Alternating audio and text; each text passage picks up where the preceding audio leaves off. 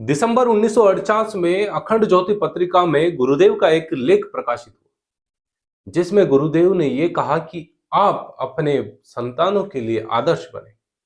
लोग अक्सर अपने संतानों को दूसरे के बारे में एग्जाम्पल दे दे के उन्हें आदर्श बनाते रहते हैं। गुरुजी कहते हैं आप अपनी संतान के आदर्श स्वयं हैं।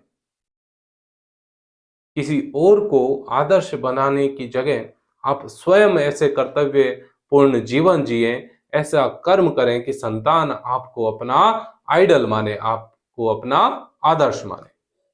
परम पूज्य गुरुदेव के सूक्ष्म अंश को अपनी अंतरात्मा में धारण करते हुए मैं आदि शक्ति वेद माता को शत शत नमन करते हुए आज के इस प्रसंग की शुरुआत करता हूं। मित्रों, वीडियो को पूरा देखना और चैनल को अभी तक सब्सक्राइब नहीं किया तो सब्सक्राइब जरूर कर लीजिएगा। गुरुदेव कहते हैं कि यह परमात्मा का आशीर्वाद समझे कि आपको परमात्मा ने संतान सुख दिया। जब परमात्मा ने आपको संतान दी है तो आप उसे सच्चा प्यार करें, सच्चा स्नेह करें। अब आप कहेंगे कि गुरुदेव ये तो सभी करते हैं, मतलब गुरुदेव ने इसमें नया क्या लिखा। गुरुदेव साथ में लिखते हैं, अक्सर माता पिता अपने ऐश्वर्य में डूबते हुए बच्चों को झूठा प्यार और स्नेह दे देते हैं और वो शिक्षाएं नहीं दे पाते हैं जिससे बच्चे का जीवन उत्तम बने।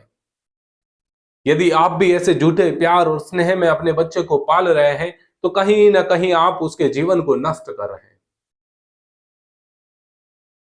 परमपिता परमेश्वर ने आपको सबसे बड़ा उत्तरदायित्व दिया है कि इस संसार में एक नए समाज को गढ़ सके।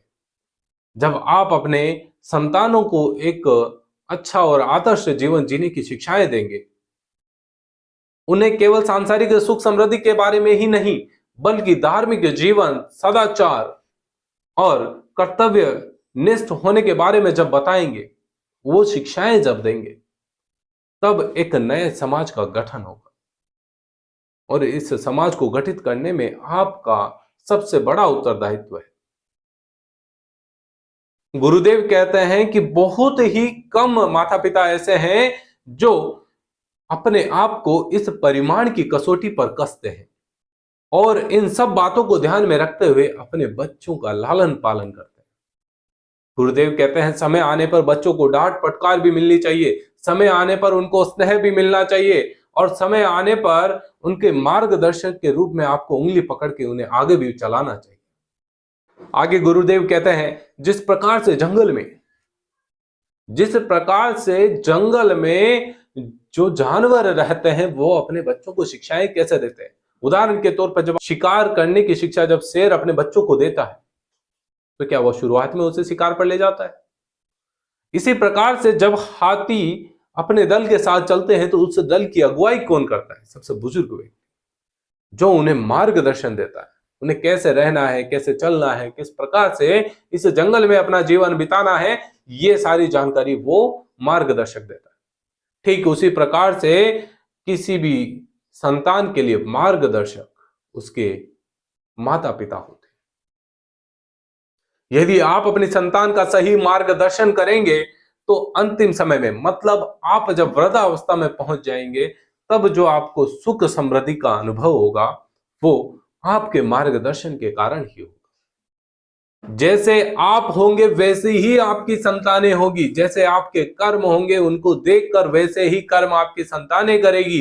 इसलिए कहीं ना कहीं उस बच्चे के जीवन निर्माण में आपका एक अमूल्य योगदान रहेगा।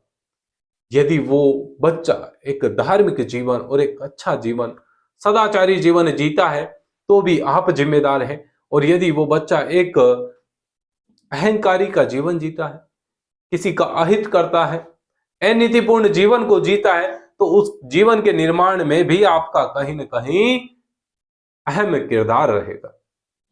गुरुदेव कहते हैं तुम वो कठोर सांचा हो जिसमें तुम्हारी संतान का चरित्र निर्माण होगा, तुम्हारी संतान के चरित्र को ढाला जाएगा। अब ये सब कुछ तुम पर निर्भर है कि तुम क्या चाहते हो।